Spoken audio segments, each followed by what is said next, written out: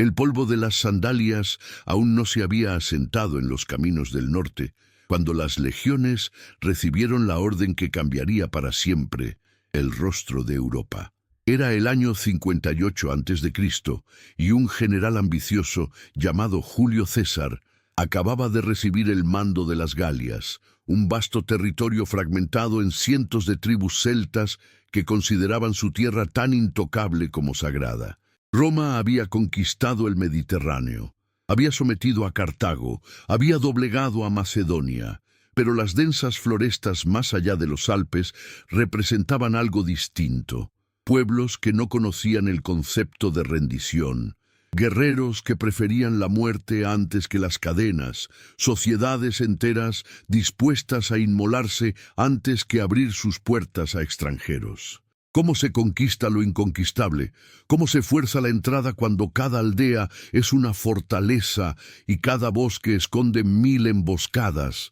Esta es la historia de la maquinaria de guerra más sofisticada de la antigüedad, enfrentándose al desafío que definiría su supremacía: doblegar territorios que habían jurado jamás cerrarse ante nadie. La estrategia romana no nació de la nada. Durante 4 siglos, desde los días en que Roma era apenas una ciudad-estado junto al Tíber, sus generales y políticos habían perfeccionado un arte que iba mucho más allá de la simple fuerza bruta. Mientras otras potencias antiguas confiaban en ejércitos mercenarios que se dispersaban tras cada victoria, Roma construyó algo diferente: un sistema permanente de conquista basado en disciplina férrea, ingeniería avanzada y una comprensión casi psicológica de cómo quebrar la voluntad de resistencia. Cada legionario cargaba no solo su gladius y su pilum, sino también herramientas de construcción. Cada centurión era a la vez comandante militar e ingeniero de campo. Cada victoria romana dejaba tras de sí no solo cuerpos, sino caminos, puentes, acueductos y fortificaciones que convertían el territorio conquistado en parte permanente del cuerpo del imperio. Cuando César cruzó los Alpes en la primavera del año 58, llevaba consigo 4 legiones, aproximadamente 22.000 hombres armados con el conocimiento acumulado de generaciones de guerra. Pero enfrentaba algo que ningún enemigo previo había presentado: los helvecios, una confederación celta de casi 400.000 personas que habían decidido emigrar en masa desde sus tierras alpinas hacia el oeste de la Galia. No eran solo guerreros, eran familias enteras, con carros cargados de pertenencias, ancianos, niños, rebaños de ganado. Una nación completa en movimiento, dispuesta a arrasar cualquier cosa que se interpusiera en su camino. César enfrentaba su primera prueba: detener una marea humana sin declarar abiertamente la guerra, convencer al Senado romano de que su intervención era defensiva y establecer un precedente que justificaría 8 años de campañas brutales. Si te apasiona descubrir la historia que los libros de texto omitieron, suscríbete ahora y activa la campana. Aquí desenterramos el pasado sin censura. La respuesta de César fue magistral en su audacia. En lugar de atacar directamente a la columna migrante, ordenó destruir el único puente sobre el Ródano que permitía el paso seguro hacia el oeste. Luego, mientras los helvecios deliberaban su siguiente movimiento, sus legionarios trabajaron día y noche construyendo una muralla fortificada de casi 30 kilómetros de longitud a lo largo de la orilla romana del río. No era una simple empalizada. Era un muro de 4 metros de altura con foso profundo, torres de vigilancia cada 100 metros y estacas afiladas en ángulos calculados para desgarrar a cualquiera que intentara escalarlo. Todo construido en menos de 3 semanas. Los helvecios, acostumbrados a la guerra tribal donde las batallas se decidían en choques frontales de valor, se encontraron frente a algo incomprensible: un enemigo que no peleaba según sus reglas, que usaba la tierra misma como arma, pero la fortificación era solo el primer movimiento de un tablero mucho más complejo. Mientras los helvecios buscaban rutas alternativas, César envió mensajeros a todas las tribus galas del este, ofreciendo protección romana contra la amenaza migratoria a cambio de provisiones y permiso de tránsito. Era una oferta que parecía beneficiosa. Roma como aliada temporal contra un peligro común. Docenas de jefes tribales aceptaron, sin comprender que acababan de invitar al lobo al redil. Cada tratado, cada acuerdo de suministro, cada permiso para que las legiones acamparan en territorio galo creaba precedentes legales que Roma usaría después para justificar presencia permanente. César no estaba simplemente deteniendo una migración. Estaba tejiendo una red diplomática que convertiría la intervención temporal en ocupación permanente. Cuando los helvecios finalmente encontraron un paso alternativo y cruzaron hacia territorio galo, César ya había multiplicado su fuerza. 2 legiones adicionales llegaron desde Italia, y miles de auxiliares galos se unieron bajo estandartes romanos, convencidos de que luchaban para defender sus propias tierras. La batalla decisiva llegó cerca del río Arar, donde las legiones atraparon al grueso de la columna helvecia durante el cruce. Fue una masacre calculada. Las cohortes romanas atacaron en formación cerrada contra familias desprotegidas en medio del vado, convirtiendo el río en un matadero. De los casi 100.000 helvecios que intentaron cruzar ese día, menos de un cuarto lo logró. César justificaría después en sus escritos que había salvado a la Galia de invasores, omitiendo convenientemente que la única razón por la que las legiones estaban allí era su propia ambición de gloria militar. La persecución duró semanas.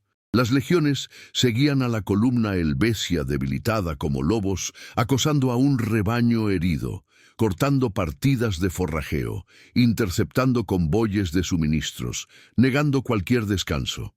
César aplicaba principios que se volverían marca registrada de la estrategia romana.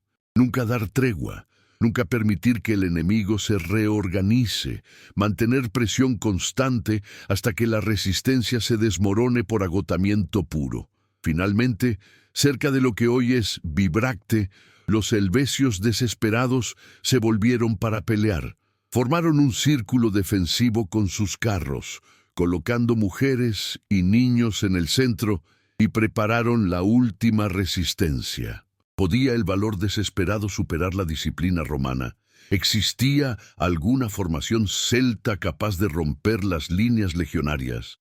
La batalla duró desde el mediodía hasta bien entrada la noche. Los guerreros helvecios lucharon con la furia de quien no tiene nada más que perder, lanzándose una y otra vez contra el muro de escudos romanos. Pero César había estudiado tácticas celtas durante años. Sabía que dependían del ímpetu inicial, de la carga salvaje que rompía formaciones enemigas por puro terror y momentum. Las legiones fueron entrenadas específicamente para absorber ese impacto. La primera línea recibía la embestida con escudos entrelazados, la segunda estabilizaba, la tercera rotaba con tropas frescas. Era una maquinaria humana que convertía pasión en agotamiento.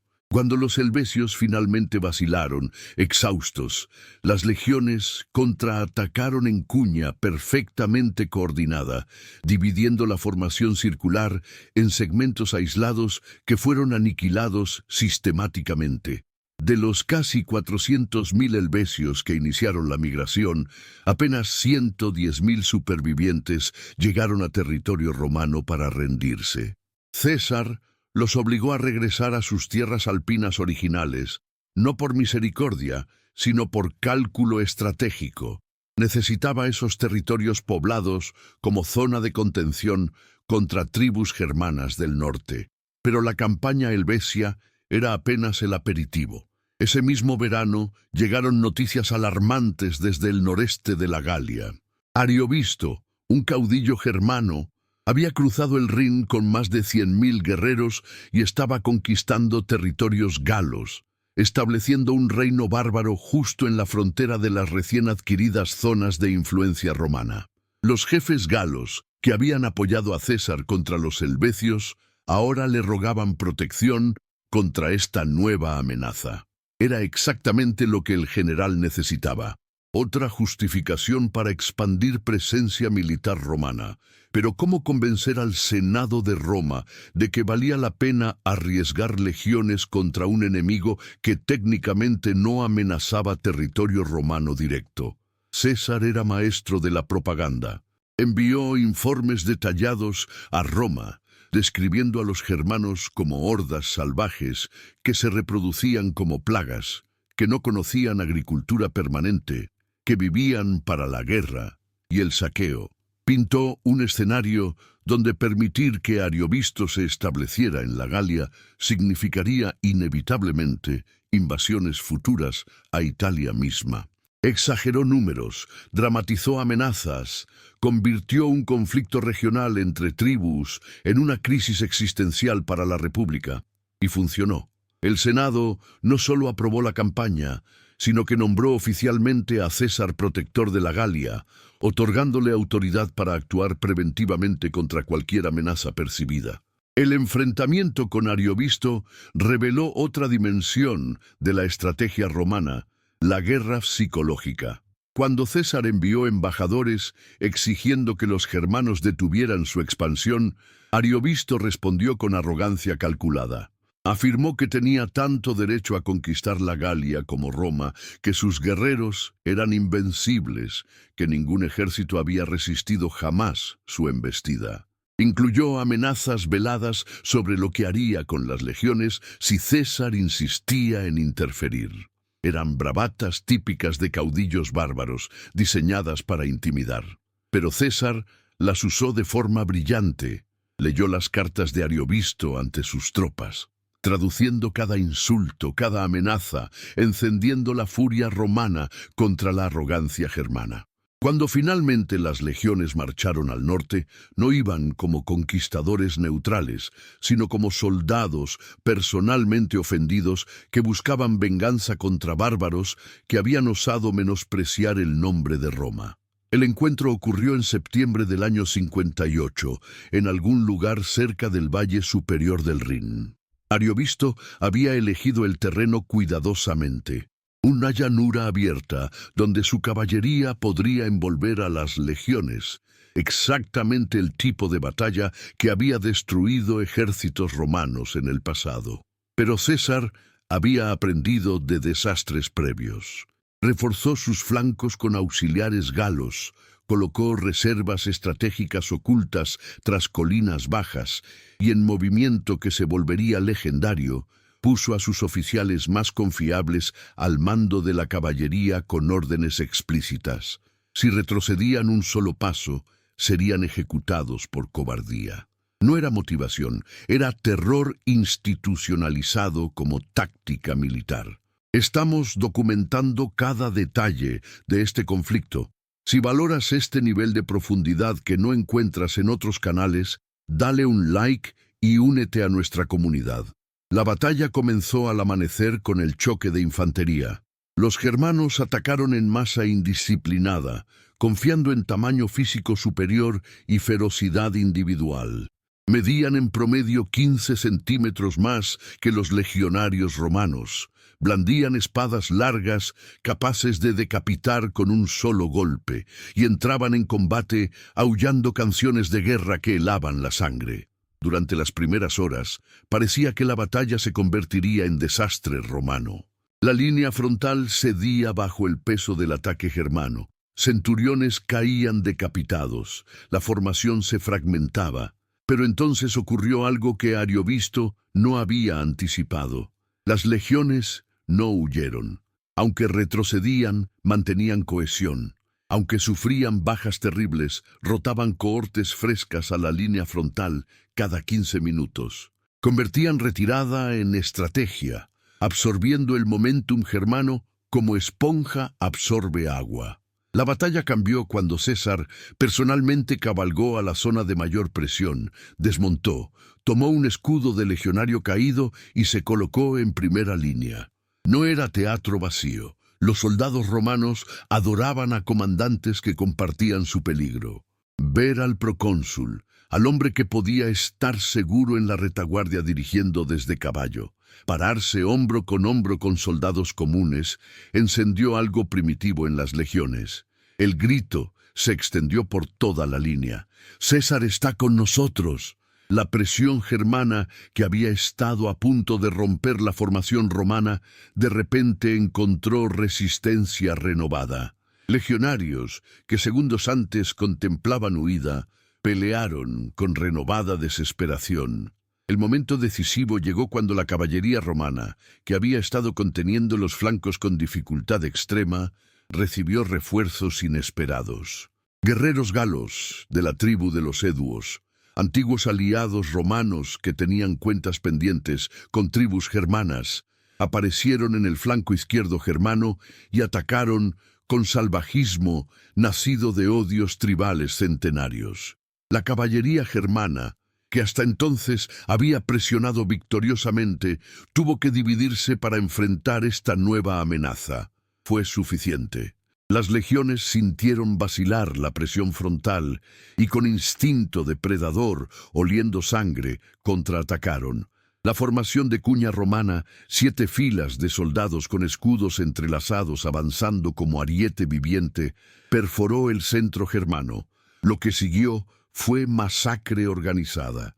Una vez rota la línea enemiga, las legiones aplicaban doctrina desarrollada durante siglos.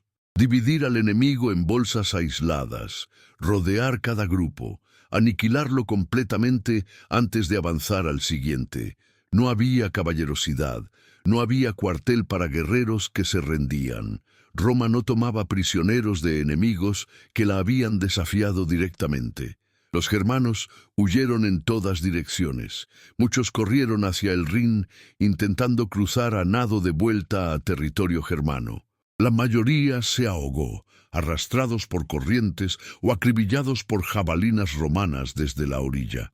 Ariovisto logró escapar con un puñado de seguidores, pero su ejército dejó de existir. De los más de 100.000 guerreros que cruzaron el Rin con él, menos de 10.000 regresaron. Pero César no se detuvo en la victoria militar. Mientras sus legiones descansaban y enterraban a sus muertos, él convocaba a jefes de todas las tribus galas del noreste. El mensaje era claro. Roma acababa de salvar a la Galia de 2 invasiones en un solo año. Helvecios y germanos, amenazas que las tribus celtas divididas nunca hubieran podido enfrentar individualmente, habían sido destruidas por legiones romanas. ¿No era lógico que esa protección continuara? ¿No sería sensato formalizar alianzas permanentes con la única potencia capaz de garantizar seguridad? Docenas de jefes tribales, impresionados por el despliegue de poder romano y genuinamente agradecidos por la eliminación de rivales, aceptaron tratados que convertían sus territorios en protectorados romanos de facto. Aquí radicaba el genio de la estrategia de conquista romana, nunca presentarse como invasores, sino como libertadores o protectores. Crear crisis que solo Roma podía resolver, luego exigir pago en forma de concesiones territoriales o políticas. Para el final del año 58, César controlaba efectivamente más de la mitad de la Galia sin haber declarado formalmente guerra de conquista. Sus legiones acampaban en territorio galo con permiso de tribus locales. Ingenieros romanos construían carreteras para facilitar movimiento de tropas protectoras. Comerciantes romanos seguían a las legiones, estableciendo mercados que convertían economías tribales en dependientes del comercio con Italia. Y César enviaba informes triunfales a Roma, presentándose como el salvador de la República que había detenido invasiones bárbaras antes de que amenazaran la civilización misma. Pero las tribus galas no eran estúpidas. Muchos jefes comenzaron a comprender que habían cambiado amenazas temporales de helvecios y germanos por ocupación permanente romana. Durante el invierno del 58 al 57, mensajeros secretos corrieron entre aldeas celtas del norte, llevando propuestas de resistencia coordinada.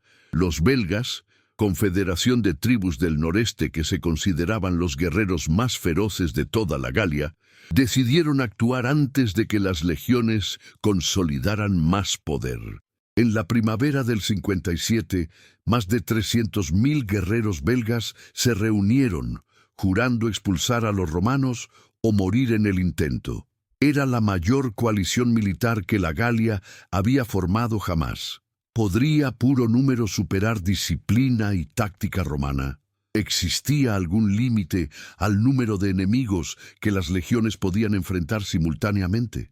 César recibió noticias de la coalición belga cuando sus legiones todavía estaban en cuarteles de invierno dispersos por el sur de la Galia. Enfrentaba un dilema táctico clásico. Sus fuerzas estaban divididas, el enemigo se concentraba en masa abrumadora, y el territorio entre sus posiciones y las tribus belgas era hostil. Cualquier movimiento precipitado podría resultar en legiones aisladas siendo destruidas por separado. Pero permanecer disperso garantizaba que los belgas ganarían momentum, que más tribus se unirían al ver que Roma parecía paralizada. César tomó la decisión que definiría su carrera militar. Atacar primero, rápido y con tal violencia que la coalición se fragmentara antes de poder coordinar completamente. Ordenó marcha forzada. 8 legiones, ahora casi 45.000 hombres, avanzaron hacia el norte cubriendo casi 40 kilómetros diarios, velocidad asombrosa para ejércitos de la época que normalmente marchaban 20 kilómetros en buenas condiciones. Cada legionario cargaba equipo de casi 30 kilos, armadura, armas, herramientas de construcción, raciones para 3 días, estacas para fortificaciones de campamento. Al final de cada jornada, exhaustos por la marcha, las legiones no descansaban inmediatamente. Primero construían campamento fortificado completo, foso perimetral, muralla de tierra con empalizada, 4 puertas orientadas cardinalmente, calles internas en cuadrícula perfecta. Era disciplina que convertía vulnerabilidad nocturna en fortaleza móvil. La primera batalla mayor de la campaña belga ocurrió en el río Axona, probablemente el moderno Aisne. César había elegido posición defensiva magistral. Legiones atrincheradas en colinas al sur del río, con puente único controlado por fortificación avanzada. Cuando la masa belga llegó, encontró no un ejército vulnerable en territorio abierto, sino fortaleza completa defendida por legiones en terreno elevado. Los jefes belgas, acostumbrados a guerra móvil, de incursiones y emboscadas, no tenían experiencia asaltando posiciones fortificadas. Intentaron flanquear, cruzando el río aguas arriba, pero César había anticipado el movimiento. Cohortes de caballería interceptaron a los guerreros belgas mientras vadeaban, atrapándolos en el agua donde sus escudos y armas se volvían impedimentos fatales. Durante días, los belgas acamparon frente a las posiciones romanas, indecisos. Sus provisiones disminuían. La coalición comenzaba a fragmentarse por disputas sobre liderazgo y estrategia, y las legiones simplemente esperaban, disciplinadas, bien abastecidas gracias a líneas de suministro que se extendían en red organizada hasta Italia. Finalmente, reconociendo que no podían forzar batalla favorable, los belgas comenzaron a retirarse. Fue el momento que César esperaba. Ordenó ataque general contra el enemigo desorganizado en retirada. Las legiones cayeron sobre la retaguardia belga como avalancha, convirtiendo retirada ordenada en desbandada pánica. Miles murieron tratando de cruzar el río de vuelta, ahogados por el peso de sus armas o aplastados por compañeros que huían tras ellos. Pero la campaña belga estaba lejos de terminar. Una tribu, los nervios, decidió hacer última resistencia en su territorio ancestral. Se consideraban los guerreros más feroces de Bélgica, pueblos que nunca habían permitido comerciantes extranjeros en sus tierras, que rechazaban vino y otras comodidades mediterráneas como corrupción afeminante. Cuando las legiones se acercaron a su territorio forestal, los nervios prepararon emboscada que casi destruye el ejército romano. Mientras las primeras cohortes construían campamento estándar, asumiendo que el enemigo estaba a días de distancia, más de 50.000 guerreros nervios surgieron del bosque circundante en ataque coordinado perfectamente sincronizado. Fue el momento de mayor peligro que César enfrentó en toda la guerra gala. 2 legiones quedaron aisladas, rodeadas por guerreros que atacaban con hachas capaces de partir escudos romanos. Centuriones caían bajo avalancha de golpes, la formación se desintegraba. Legionarios luchaban espalda contra espalda en grupos desesperados.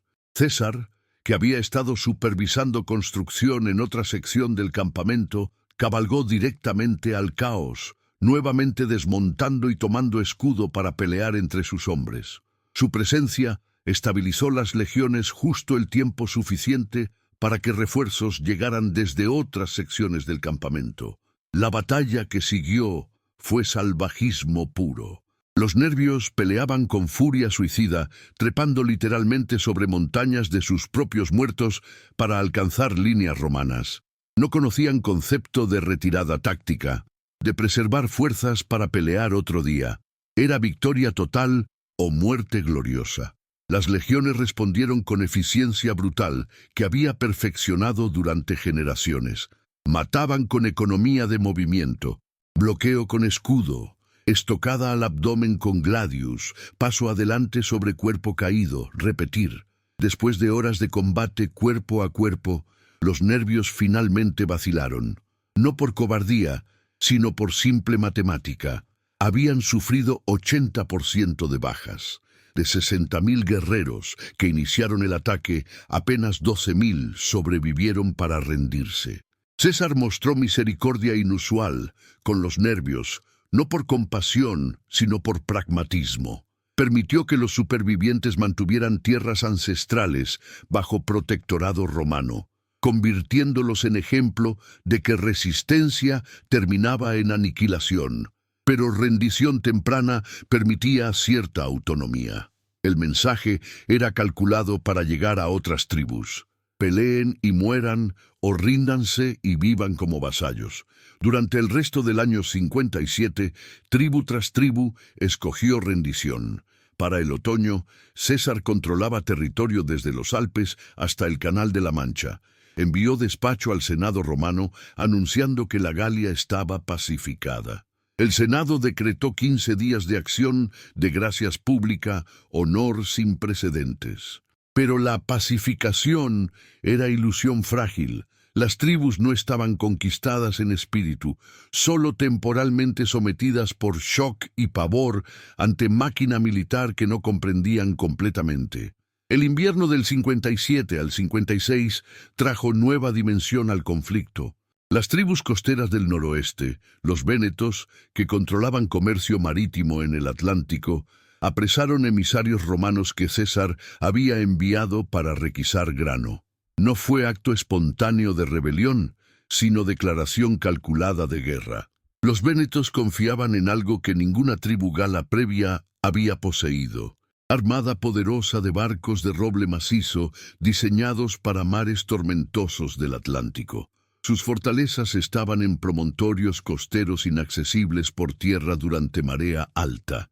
Cuando las legiones se acercaban, los vénetos simplemente evacuaban por mar, reapareciendo en otra fortaleza costera. ¿Cómo conquistar enemigo que controlaba elemento que Roma tradicionalmente evitaba? La respuesta reveló otra faceta de genio estratégico romano: adaptación total. César ordenó construcción de flota completa en estuario del río Loira. Legionarios que nunca habían visto océano se convirtieron en constructores navales, usando técnicas aprendidas en campañas mediterráneas, pero adaptadas a condiciones atlánticas. En 4 meses, Roma tenía más de 200 barcos de guerra anclados en aguas galas, pero los barcos vénetos eran superiores en casi todo aspecto. Más grandes, más resistentes, con velas de cuero que resistían vientos que destrozaban velas romanas de lino. Los vénetos se burlaron de la armada romana. confiados en que sus marineros experimentados destruirían fácilmente a soldados jugando a navegantes. La batalla naval decisiva ocurrió en la bahía de Quiberón en el verano del 56. Más de 200 barcos vénetos enfrentaron la flota romana en aguas que conocían íntimamente. Inicialmente, los vénetos dominaron. Sus barcos más pesados embestían naves romanas, rompiéndolas o volcándolas. Pero los romanos habían desarrollado arma específica para esta campaña: hoces afiladas montadas en postes largos, diseñadas para cortar drisas que sostenían las velas de cuero vénetas. Cuando las naves romanas más rápidas se acercaban, legionarios en cubierta cortaban cuerdas cruciales, dejando barcos vénetos inmóviles, a merced de viento y corriente. Una vez inmovilizados, los barcos se convertían en plataformas de combate, donde legionarios, superiores en lucha cuerpo a cuerpo, abordaban y masacraban tripulaciones. El desastre véneto fue completo. Casi toda su flota fue capturada o hundida. Sin capacidad naval, sus fortalezas costeras se volvieron trampas. César no mostró misericordia esta vez. Ejecutó a todo el consejo de ancianos vénetos públicamente y vendió poblaciones enteras como esclavos, enviando mensaje escalofriante a cualquier tribu considerando rebelión. Roma podía alcanzarte en cualquier elemento, tierra o mar, y la desobediencia terminaba en exterminio o esclavitud. La historia no termina aquí. Asegúrate de estar suscrito para que YouTube te notifique inmediatamente cuando subamos la conclusión de esta saga. Pero mientras César consolidaba control sobre la costa atlántica, surgía amenaza que pondría a prueba no solo su habilidad militar, sino los límites mismos de lo que las legiones romanas podían lograr. Tribus germanas al este del Rin, observando el caos en la Galia, comenzaron incursiones cada vez más audaces. Y desde las nieblas del norte, más allá del océano que los romanos llamaban el fin del mundo conocido, llegaban rumores de islas habitadas por guerreros aún más feroces que los galos, adoradores de dioses oscuros que exigían sacrificios humanos. César, nunca satisfecho con conquistas presentes, comenzó a contemplar lo imposible: llevar legiones romanas a lugares donde ningún ejército mediterráneo había pisado jamás. El Rin y el océano, barreras naturales que habían contenido expansión romana durante siglos, de repente parecían no fronteras infranqueables, sino desafíos esperando ser superados. ¿Podían las legiones cruzar ríos que los propios dioses parecían haber puesto como límites del mundo civilizado? ¿Podía Roma forzar entrada hasta en tierras protegidas por tormentas y mareas que hundían barcos con regularidad divina? Parte 2. Si acabas de llegar, suscríbete para no perderte el archivo completo de documentales que estamos construyendo. El verano del año 55 a.C. amaneció con César enfrentando dilema político que amenazaba todo lo construido en la Galia.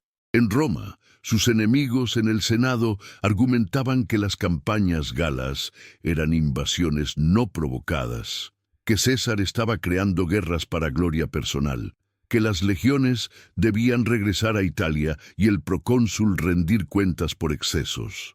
Necesitaba golpe propagandístico tan dramático que silenciara críticos y cementara su reputación como comandante sin igual.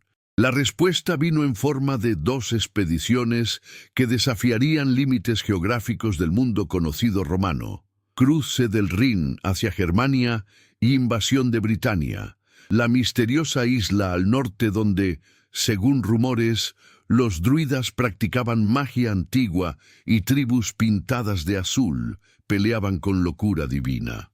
El Rin había sido frontera psicológica de Roma durante generaciones. Ningún general había cruzado ese río con intenciones ofensivas. Era considerado barrera natural puesta por los dioses para separar civilización de barbarie.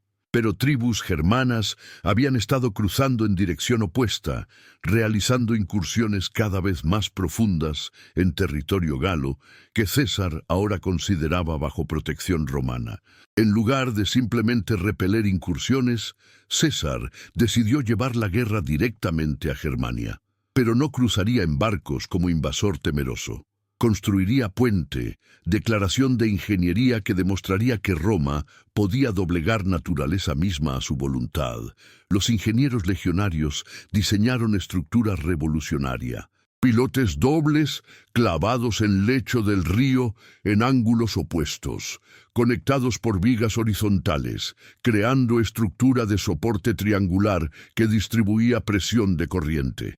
Cada pilote medía casi medio metro de diámetro, clavado en roca y grava del fondo, usando martinetes operados por docenas de hombres. Sobre los pilotes, vigas longitudinales de roble soportaban tablones que formaban superficie de marcha. El puente completo medía casi 400 metros de longitud y 4 metros de ancho, suficiente para que 2 carros pasaran simultáneamente. Lo asombroso no era la estructura, sino la velocidad. 10 días desde primera estaca hasta legión completa marchando sobre el Rin. Tribus germanas al otro lado, que habían estado preparando defensas, asumiendo semanas de advertencia, de repente encontraron ejército romano completo en su territorio. Pero César no cruzó para conquista territorial. Su objetivo era terror psicológico. Durante 18 días, las legiones arrasaron aldeas germanas cercanas a la orilla, quemaron cosechas, destruyeron santuarios tribales. Luego, tan súbitamente como habían aparecido, las legiones se retiraron, cruzaron de vuelta a la Galia y destruyeron el puente tras ellos. El mensaje era perfecto en su brutalidad. Roma podía alcanzar cualquier lugar cuando quisiera, pero no necesitaba ocupación permanente para demostrar superioridad. La expedición fue teatro militar, pero teatro que logró objetivo. Tribus germanas, aterrorizadas por demostración de poder, cesaron incursiones en la Galia por años. La invasión de Britania ese mismo verano fue aún más audaz. La isla era legendaria en el mundo mediterráneo.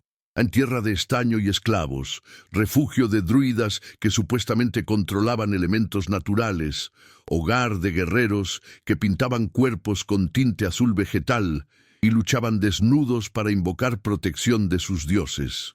Comerciantes que habían visitado costas británicas traían historias de mareas tan extremas que tragaban playas completas, de nieblas que aparecían de la nada, desorientando navegantes, de tribus que usaban carros de guerra con conductores tan hábiles que podían correr sobre yugos mientras caballos galopaban.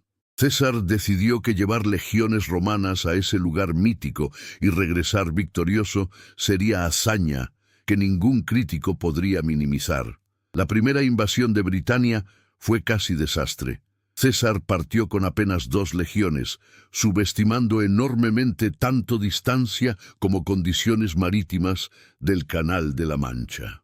La flota llegó a costas británicas al mediodía, pero encontró acantilados blancos de Dover, coronados por miles de guerreros britanos armados con lanzas y piedras, listos para masacrar cualquier intento de desembarco.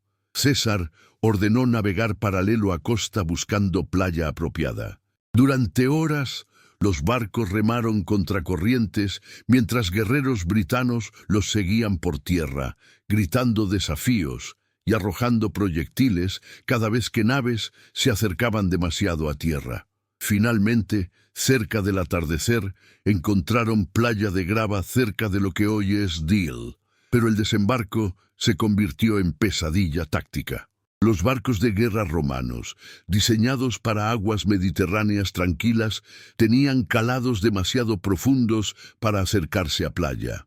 Legionarios tuvieron que saltar al agua a más de 1,5 metros de profundidad con armadura completa, mientras guerreros britanos los atacaban con jabalinas desde la orilla. La formación disciplinada que hacía invencibles a las legiones en tierra se desintegraba en caos de hombres luchando por mantener equilibrio en olas, cargados por equipo que amenazaba arrastrarlos al fondo. El desastre fue evitado por acto que se volvería legendario en historia militar romana. El portaestandarte de la 10ª Legión, viendo a sus compañeros vacilar en las naves, gritó: «Salten, soldados, a menos que quieran entregar el águila al enemigo. Yo, al menos, habré cumplido mi deber con la República y mi general». Saltó al agua cargando el estandarte sagrado de la Legión, el águila dorada que representaba honor de toda la unidad. En cultura militar romana, perder el águila era deshonra peor que muerte. Ver su estandarte avanzar hacia el enemigo sin ellos encendió vergüenza y orgullo en igual medida. Los legionarios se arrojaron al agua en masa, formando escudo con escudo en aguas poco profundas, avanzando contra guerreros britanos en combate que era mitad batalla terrestre, mitad naufragio. Una vez que suficientes legionarios alcanzaron arena firme y formaron línea cohesiva, la disciplina romana prevaleció sobre valor individual britano. Pero la cabeza de playa era precaria. Los barcos de transporte que llevaban caballería no habían podido cruzar el canal debido a tormentas, dejando a César sin capacidad de persecución o reconocimiento. Peor aún, marea lunar, fenómeno que no existía en Mediterráneo, tomó completamente por sorpresa a romanos acostumbrados a mares con mareas mínimas. Esa noche, marea alta combinada con tormenta destruyó o dañó gravemente más de 40 naves ancladas en aguas poco profundas. Súbitamente César estaba atrapado en isla hostil con 2 legiones, sin refuerzos, sin ruta de escape garantizada y rodeado por tribus que se reagrupaban para ataque masivo. Los britanos, comprendiendo vulnerabilidad romana, reunieron coalición de tribus y atacaron, mientras legiones forrajeaban trigo en campos cercanos. La batalla resultante demostró cuán desesperada era la situación de César. Una cohorte quedó aislada, rodeada por cientos de carros de guerra britanos que circulaban arrojando jabalinas, retirándose antes de que legionarios pudieran responder efectivamente. César tuvo que liderar personalmente rescate, cargando con toda la fuerza disponible para romper cerco. Logró salvar la cohorte, pero el mensaje era claro. Sin caballería, las legiones no podían controlar territorio más allá de campamento inmediato. Tras 2 semanas de escaramuzas inconclusas, con suministros agotándose y clima otoñal amenazando hacer cruce de regreso imposible, César negoció términos con jefes tribales britanos. Aceptaron formalmente someterse a Roma y enviar rehenes, promesas que ambos lados sabían eran vacías, pero que permitían a César reclamar victoria. Las legiones evacuaron antes de que tormentas otoñales hicieran navegación suicida. De regreso en la Galia, César presentó expedición como conquista, pero círculos militares romanos comprendían la verdad. Había sido reconocimiento extremadamente costoso que casi termina en desastre, pero César no era hombre que aceptara fracasos. El verano siguiente, año 54, regresó a Britania con fuerza 5 veces mayor. 5 legiones más caballería, casi 30.000 hombres transportados en más de 800 barcos. Fue demostración de logística que asombró incluso a aliados romanos. Esta vez, el desembarco fue sin oposición. Las tribus britanas, aterrorizadas por tamaño de invasión, evacuaron costas. César marchó hacia el interior, cruzando el Támesis y enfrentando coalición tribal liderada por Casibelauno, rey de los Catubelaunos, que había unificado tribus del sureste bajo su mando. Casibelauno era enemigo diferente a cualquiera que César hubiera enfrentado. Comprendió que no podía derrotar legiones en batalla campal. En lugar de eso, implementó guerra de guerrillas, ataques rápidos contra columnas romanas en marcha, tierra quemada negando provisiones, emboscadas constantes que impedían forrajeo.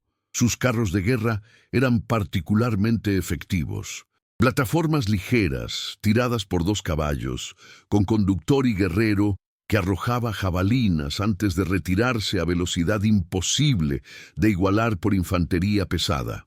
Los romanos, acostumbrados a enemigos que defendían posiciones o aceptaban batalla decisiva, se frustraban ante adversario que aparecía, atacaba y desaparecía en bosques que conocía íntimamente. La campaña se estancó hasta que César empleó táctica que se volvería marca de conquista romana: explotar divisiones internas del enemigo.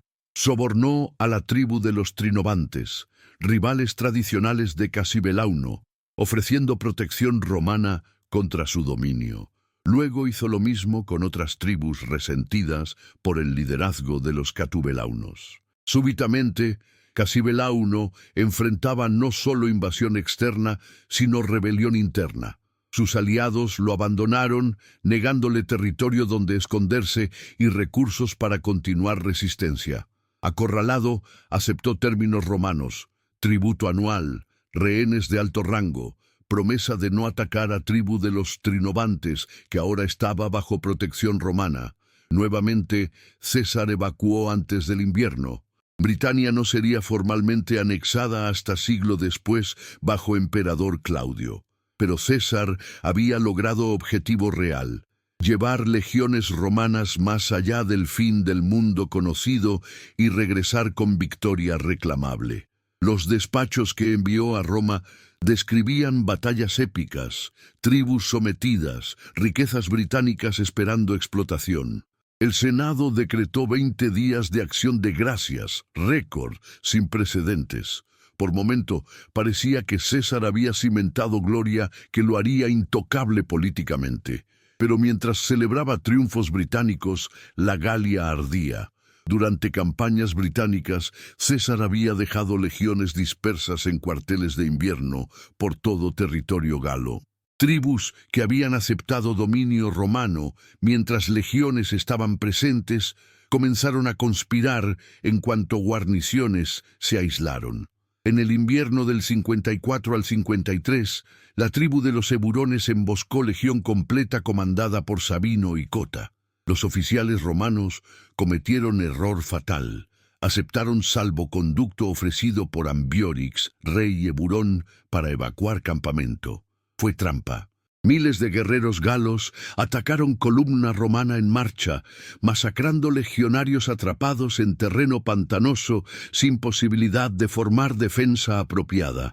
De casi 5.000 legionarios, solo puñado escapó.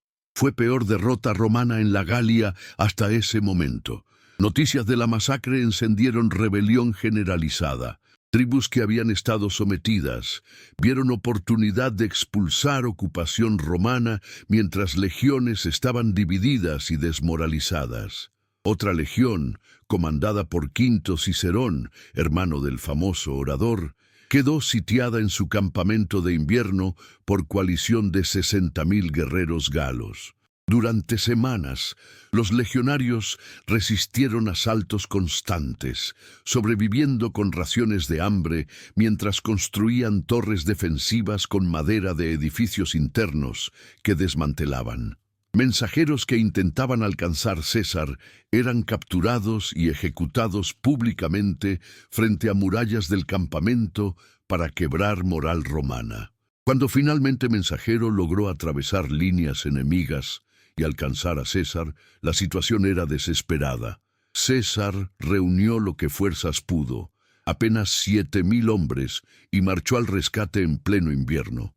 Enfrentaba 60.000 guerreros galos sedientos de sangre romana, pero tenía ventaja que los galos no anticipaban. Guerreros tribales, tras semanas asediando campamentos sin lograr romper defensas, estaban frustrados y mal coordinados. César usó táctica de señuelo magistral. Hizo que su pequeña fuerza acampara en posición aparentemente vulnerable, invitando ataque. Los galos, viendo oportunidad de aniquilar otra fuerza romana, abandonaron asedio y atacaron en masa desorganizada. Fue exactamente lo que César esperaba. Cuando guerreros galos corrían colina arriba hacia campamento romano, legiones súbitamente emergieron de puertas en formación de batalla perfecta, contraatacando cuesta abajo con momentum imparable. El cambio de asediadores confiados a víctimas atrapadas ocurrió en minutos. Los galos, dispersos y sorprendidos, fueron masacrados por miles. César liberó la legión de Cicerón justo cuando sus defensores estaban al borde del colapso por hambre y heridas. Pero la rebelión del 54 al 53 había revelado verdad incómoda. La Galia no estaba conquistada, simplemente ocupada. El control romano dependía completamente de presencia militar. En cuanto legiones se retiraban o dividían, rebelión florecía. César pasó años siguientes en campaña de pacificación brutal. Los eburones fueron exterminados como pueblo. Ambiorix escapó, pero su tribu dejó de existir. Supervivientes fueron vendidos como esclavos o distribuidos entre tribus leales a Roma. Cada rebelión era castigada con violencia diseñada para aterrorizar otras tribus considerando resistencia. Estamos documentando cada detalle de este conflicto. Si valoras este nivel de profundidad que no encuentras en otros canales, dale un like y únete a nuestra comunidad. La culminación llegó en el año 52 con rebelión liderada por Vercingetorix, joven noble de la tribu de los Arvernos que logró algo que parecía imposible: unificar tribus galas en causa común contra Roma. Vercingetorix no era guerrero ordinario. Había estudiado tácticas romanas, comprendía sus fortalezas y debilidades. Implementó estrategia de tierra quemada sistemática, destruir cosechas y almacenes antes de que legiones pudieran requisarlos, negar forraje, obligar a romanos a operar con líneas de suministro extendidas, vulnerables a emboscadas. Evitó batallas campales donde disciplina romana prevalecería. En lugar de eso, acosando columnas legionarias con caballería gala superior en número. Por primera vez en la guerra gala, César enfrentaba enemigo que pensaba estratégicamente más allá de batallas individuales. Vercingetorix comprendió que no necesitaba destruir legiones en combate. Simplemente tenía que hacerlas insostenibles logísticamente, forzar a César a retirarse por falta de provisiones, demostrar a tribus que Roma podía ser derrotada por persistencia. Más por primera vez en la guerra gala, César enfrentaba enemigo que pensaba estratégicamente más allá de batallas individuales. Vercingetorix comprendió que no necesitaba destruir legiones en combate. Simplemente tenía que hacerlas insostenibles logísticamente, forzar a César a retirarse por falta de provisiones, demostrar a tribus que Roma podía ser derrotada por persistencia más que por valor. La estrategia funcionó inicialmente con efectividad devastadora. Las legiones marchaban por territorio galo, encontrando aldeas quemadas, graneros vacíos, pozos envenenados. Los soldados comenzaron a sufrir hambre real, algo que legiones romanas raramente experimentaban gracias a sistemas de suministro normalmente impecables. Vercingetorix cometió error fatal en la ciudad de Abarico, moderna Bourges. Contra su propio juicio estratégico, permitió que jefes tribales lo convencieran de defender la ciudad en lugar de quemarla como parte de política de tierra quemada.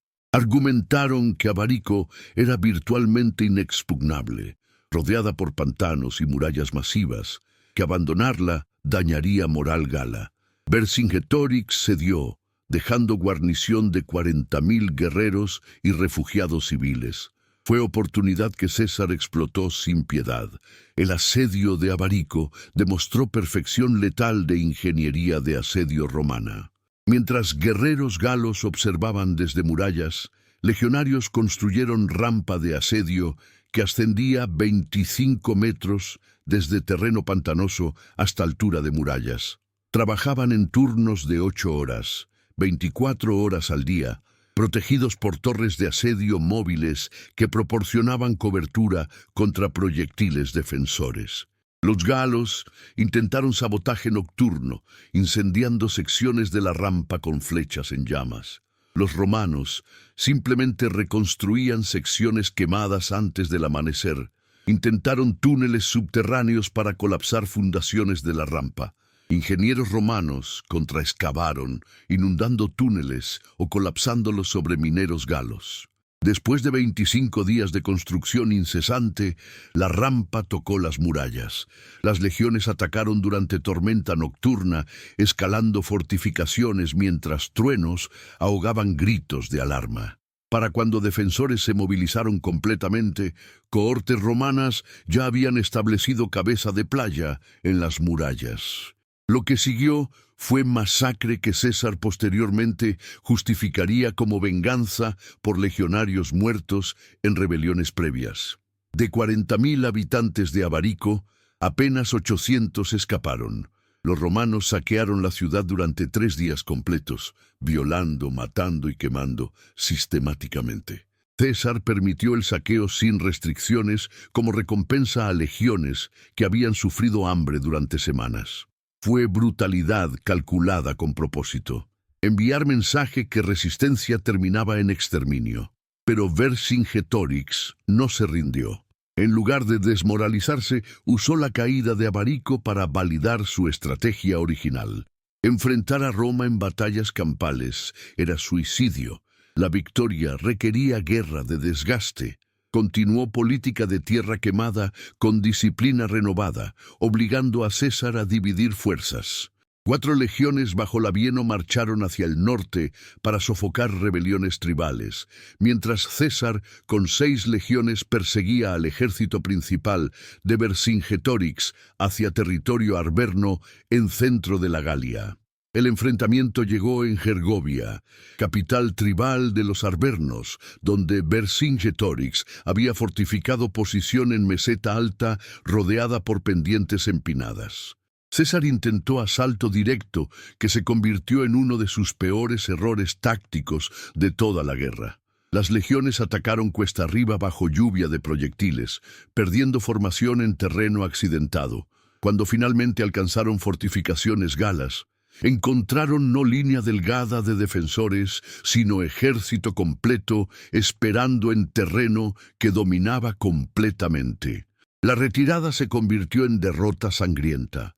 César perdió casi 700 legionarios y 46 centuriones en pocas horas, bajas catastróficas para estándares romanos. Fue primera derrota indiscutible que César sufrió en la Galia. La victoria en Gergovia electrificó resistencia gala. Tribus que habían permanecido neutrales o incluso aliadas a Roma comenzaron a cambiar lealtades. Los edúos, aliados romanos más confiables durante años, se rebelaron abiertamente, masacrando comerciantes romanos en su territorio y uniéndose a coalición de Vercingetorix. Por momento, parecía que todo el edificio de conquista romana en la Galia colapsaría. César enfrentaba crisis existencial.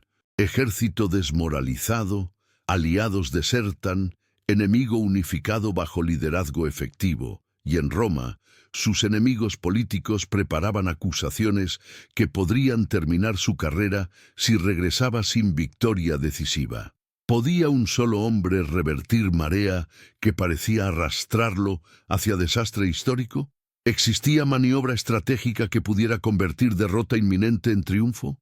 César tomó decisión que definiría no solo guerra gala, sino su lugar en historia. Forzar batalla decisiva en términos favorables a Roma, sin importar costo. Reunificó sus fuerzas, llamando a Labieno desde el norte y reclutando caballería mercenaria germana para compensar superioridad de caballería gala. Luego comenzó a maniobrar deliberadamente para provocar a Vercingetorix a defender posición fija donde asedio romano pudiera aplicarse. Vercingetorix mordió el anzuelo en Alesia, fortaleza tribal en meseta rodeada por 2 ríos.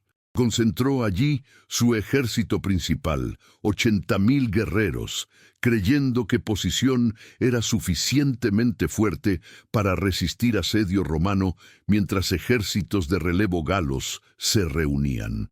Era precisamente lo que César esperaba. Ordenó construcción de obra de ingeniería que asombraría al mundo antiguo, doble línea de fortificaciones rodeando completamente Alesia.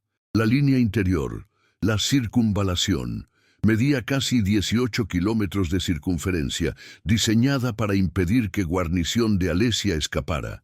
La línea exterior, la contravalación, medía 21 kilómetros, diseñada para defender contra ejércitos de relevo atacando desde fuera. Cada línea consistía en trinchera profunda de 6 metros, seguida por muro de tierra de 4 metros, coronado con empalizada de troncos afilados. Frente a las trincheras, ingenieros romanos excavaron campos de trampas mortales, pozos camuflados con estacas afiladas en el fondo, ramas puntiagudas, enterradas en ángulo, para destrozar piernas de atacantes, troncos con púas de hierro ocultos bajo vegetación. Torres de vigilancia se elevaban cada 30 metros, equipadas con balistas, catapultas pequeñas capaces de disparar flechas del grosor de lanzas que atravesaban escudos y hombres detrás de ellos. Todo construido en menos de 6 semanas por legionarios que también debían mantener vigilancia contra salidas desesperadas desde Alesia. Vercingetorix, comprendiendo demasiado tarde que había sido maniobrado hacia Trampa, envió toda su caballería a través de líneas romanas antes de que Cerco se completara. Su misión, reunir ejército de relevo de todas las tribus galas y atacar fortificaciones romanas desde fuera, mientras guarnición de Alesia atacaba desde dentro, aplastando legiones entre dos fuerzas masivas. Era plan sólido que dependía de velocidad, pero César había anticipado exactamente esta estrategia. Sus fortificaciones estaban diseñadas para resistir ataques simultáneos desde ambas direcciones. Mientras construcción continuaba, hambre comenzaba a devastar Alesia. Vercingetorix había reunido ejército de 80.000 en fortaleza diseñada para población normal de 10.000. Provisiones se agotaron en semanas. Primero sacrificaron ganado, luego caballos. Finalmente recurrieron a hervir cuero de escudos y arneses. La desesperación llevó a decisión brutal. Expulsaron civiles, ancianos, mujeres y niños de la ciudad, esperando que romanos los dejaran pasar, reduciendo bocas que alimentar. César ordenó que nadie cruzara líneas romanas en ninguna dirección. Los refugiados quedaron atrapados en tierra de nadie entre murallas de Alesia y fortificaciones romanas, muriendo lentamente de hambre mientras ambos lados observaban. Fue crueldad calculada, diseñada para quebrar moral, tanto de defensores que escuchaban morir a sus familias, como de legionarios que presenciaban sufrimiento de inocentes. El ejército de relevo galo finalmente llegó tras 5 semanas de espera agónica. 250.000 guerreros de todas las tribus de la Galia, la coalición militar más grande que tierra celta había reunido jamás. Superaban numéricamente a legiones romanas casi 10-1.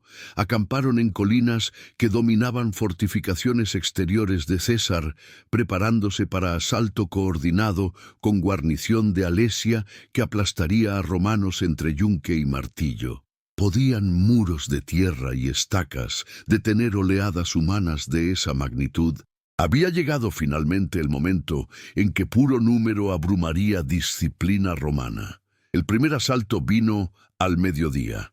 150.000 guerreros atacaron fortificaciones exteriores simultáneamente desde todos los ángulos, mientras 80.000 más salían de Alesia atacando línea interior. El estruendo era ensordecedor.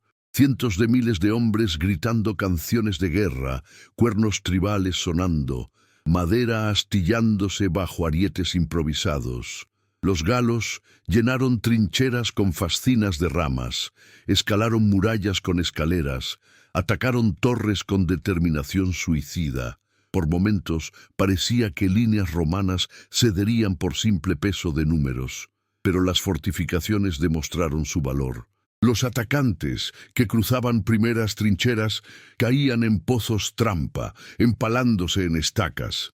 Los que evitaban trampas enfrentaban lluvia de proyectiles desde torres, flechas, jabalinas, piedras arrojadas por catapultas. Cuando alcanzaban murallas, encontraban legionarios frescos en rotación constante, nunca permitiendo que fatiga comprometiera defensa. César cabalgaba constantemente a lo largo de líneas, reforzando sectores en crisis, su capa roja distintiva visible para todos, inspirando resistencia donde la defensa vacilaba. El primer asalto fracasó tras 5 horas de combate brutal. Los galos se retiraron dejando miles de muertos apilados contra fortificaciones, pero no estaban derrotados. Esa noche intentaron asalto sorpresa bajo oscuridad, esperando que cansancio romano permitiera brecha. Nuevamente, disciplina romana prevalió. Guardias nocturnas permanecieron alertas, torres iluminadas por antorchas convirtieron noche en día artificialmente, y el asalto fue repelido con bajas aún mayores que el ataque diurno. El tercer asalto fue el más peligroso. Espías galos habían identificado punto débil en fortificaciones del norte donde terreno montañoso había impedido construcción completa de defensas en profundidad. 60.000 guerreros atacaron ese sector específico al amanecer, coordinando con salida masiva simultánea desde Alesia. Por primera vez, líneas romanas fueron penetradas. Guerreros galos alcanzaron el interior del cerco, peleando cuerpo a cuerpo con legionarios en caos absoluto. César se encontró luchando batalla en 3 frentes, resistiendo ruptura en el norte, conteniendo salida desde Alesia y manteniendo resto de perímetro contra ataques de distracción. Ordenó a Labieno tomar 6 cohortes de caballería germana y contraatacar el sector norte desde fuera de las fortificaciones, rodeando a los atacantes en su propia emboscada. Personalmente lideró contraataque en el sector donde guerreros galos habían penetrado murallas, su presencia visible estabilizando legionarios al borde del pánico. La batalla culminó cuando caballería germana de Labieno apareció súbitamente en retaguardia de guerreros galos que atacaban sector norte. Atrapados entre caballería detrás y legiones al frente, los atacantes fueron masacrados. El colapso del asalto norte desmoralizó resto de ejército de relevo. Vieron a sus mejores guerreros destruidos a pesar de superar numéricamente a romanos. Comprendieron que no existía táctica capaz de romper estas fortificaciones defendidas por esta disciplina. Esa noche, el ejército de relevo se dispersó. Tribus regresando a territorios ancestrales derrotadas no solo militarmente, sino psicológicamente. Dentro de Alesia, Vercingetorix enfrentaba elección imposible: morir peleando en salida suicida o rendirse con esperanza de que sacrificio personal salvaría a defensores restantes. Al día siguiente, apareció en puertas de la ciudad, montado en caballo de guerra decorado con todos sus ornamentos tribales. Cabalgó lentamente hacia campamento de César, desmontó, dejó sus armas a los pies del general romano y se arrodilló en silencio. Fue acto de dignidad en derrota que incluso romanos respetaron. César aceptó rendición, permitiendo que guarnición hambrienta de Alesia sobreviviera, pero encadenó a Vercingetorix para ser exhibido en triunfo futuro en Roma. El líder galo pasaría 6 años en prisión romana antes de ser ejecutado públicamente como parte de celebración triunfal de César. La caída de Alesia quebró espalda de resistencia gala. Durante año siguiente, rebeliones esporádicas continuaron, pero eran convulsiones de cuerpo moribundo, no amenaza genuina. César las aplastó metódicamente, tribu por tribu, combinando clemencia calculada para quienes se rendían rápidamente, con aniquilación total para quienes resistían. Para el año 50 a.C., la Galia estaba pacificada permanentemente, pero ¿a qué costo? Historiadores modernos estiman que durante 8 años de guerra gala, más de 1 millón de galos murieron en combate, hambre o enfermedades relacionadas con guerra. Otro millón fue vendido como esclavos. De población estimada de 5 a 6 millones, casi la mitad fue muerta, esclavizada o desplazada.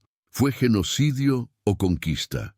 Las líneas se difuminan cuando se examina metodología romana. César destruyó deliberadamente culturas enteras que consideraba amenazas. Los eburones dejaron de existir como pueblo. Los nervios fueron reducidos de 60.000 guerreros a puñado de supervivientes. Tribus costeras fueron vendidas en bloque como esclavos. Santuarios druídicos, centros de identidad cultural gala, fueron quemados sistemáticamente. Pero Roma también construyó. Donde legiones acampaban, surgían ciudades. Lutetia se convirtió en París, Argentoratum en Estrasburgo, Lugdunum en Lyon. Carreteras romanas conectaron territorios fragmentados en red comercial. Latín reemplazó dialectos celtas como lengua franca, dando origen eventual al francés. La estrategia de forzar entrada en territorios resistentes revelaba en la Galia su forma más desarrollada. Combinación de fuerza militar abrumadora, ingeniería superior, diplomacia manipulativa que explotaba divisiones internas y brutalidad ejemplar contra resistencia que aterrorizaba a otros a su misión. No era simplemente conquistar territorios, era transformarlos, convertir culturas ajenas en romanas mediante proceso que mezclaba exterminio selectivo con asimilación forzada.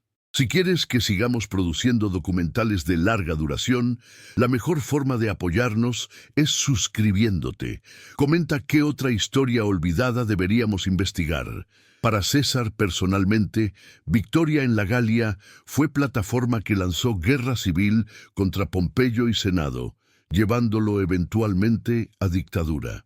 Cruzó el Rubicón con legiones veteranas de campañas galas, soldados que le debían lealtad personal ganada en incontables batallas, enriquecidos por botín de conquista, convencidos de invencibilidad de su general. Cuando finalmente cayó asesinado en el Senado el 15 de marzo del 44 a.C., su legado en la Galia ya era irreversible.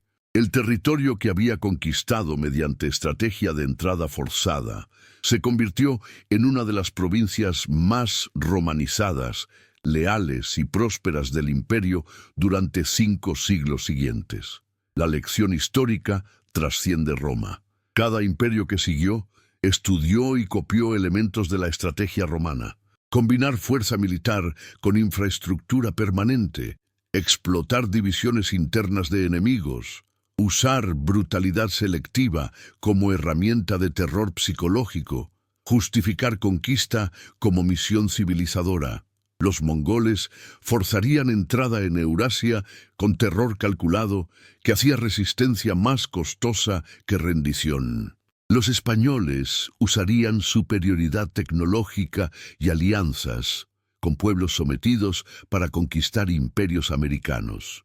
Los británicos perfeccionarían administración indirecta que permitía controlar vastos territorios con fuerzas militares relativamente pequeñas. Todas variaciones del manual escrito por legiones romanas en bosques de la Galia. Pero estrategia tiene límites. Roma descubrió que no todo territorio puede ser forzado a abrirse. Germania al este del Rin resistió conquista permanente.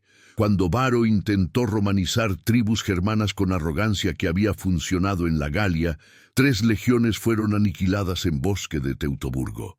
El trauma fue tan profundo que Roma abandonó ambiciones de conquistar Germania permanentemente. Caledonia al norte de Britania, Partia en Mesopotamia, desiertos más allá de África del Norte, todos demostraron que existen territorios donde costo de entrada forzada supera cualquier beneficio concebible. La conquista de la Galia representa tanto apogeo como advertencia sobre límites de poder militar. César demostró que con recursos suficientes, disciplina superior y liderazgo brillante, ejército puede forzar entrada donde parecía imposible. Pero también demostró que conquista requiere voluntad de brutalidad masiva, destrucción de culturas enteras y transformación de conquistadores mismos. Las legiones que regresaron de la Galia No eran mismo ejército que había cruzado Alpes en el 58. Eran máquina de guerra veterana, leal a general sobre república, dispuesta a marchar contra Roma misma si su comandante lo ordenaba. Esa transformación, tanto de la Galia conquistada como de legiones conquistadoras, representa verdadero legado de la estrategia de entrada forzada. No solo cambia territorios, cambia a quienes ejecutan conquista. Roma nunca fue igual después de la Galia.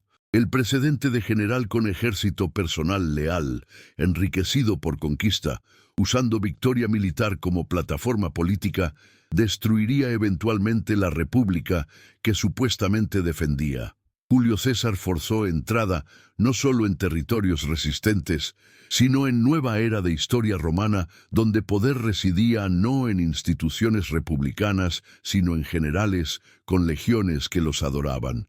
2 milenios después, paramos en ruinas de ciudades galas, caminamos por carreteras romanas que todavía cruzan Francia y contemplamos legado ambiguo de aquellos 8 años brutales. La Galia fue transformada de mosaico de tribus celtas en provincia romana que eventualmente se convirtió en Francia moderna. Lengua, leyes, conceptos de ciudadanía y gobierno, todos derivan en parte de conquista romana. Pero también se perdió algo irreemplazable: culturas druídicas, tradiciones orales de siglos, formas de vida que desaparecieron tan completamente que apenas fragmentos sobreviven en registro arqueológico. La estrategia de forzar entrada en territorios que resisten cerrarse revela verdad incómoda sobre poder. Lo suficientemente aplicado puede quebrar casi cualquier resistencia. Pero quebrar no es igual a conquistar genuinamente. Roma controló la Galia mediante guarniciones durante siglos después de César. Rebeliones surgieron esporádicamente hasta que memoria de independencia se desvaneció con generaciones. Verdadera conquista no fue militar, sino cultural. Proceso que tomó siglos, donde galos olvidaron gradualmente que alguna vez fueron distintos de romanos. Esta es lección que imperios aprenden repetidamente. Entrada puede ser forzada con suficiente violencia, pero mantener territorio requiere transformarlo tan profundamente que población olvide alternativas a dominio imperial. Roma lo logró en la Galia mediante mezcla de destrucción de élites tribales, construcción de infraestructura que beneficiaba a colaboradores locales y tiempo suficiente para que nuevas generaciones nacieran sin memoria de independencia. Es proceso brutal que mide costo no en batallas, sino en culturas borradas, lenguas extinguidas, formas de vida perdidas para siempre. Cuando contemplamos ruinas de Alesia hoy, vemos tanto victoria de ingeniería y disciplina romana como tumba de civilización celta. Las fortificaciones han desaparecido hace milenios, pero contorno de líneas de asedio aún puede trazarse en topografía moderna. Placas conmemoran batallas, pero permanecen silenciosas sobre millón de galos muertos o esclavizados. Historia la escriben vencedores, y César fue uno de mejores propagandistas que mundo ha conocido.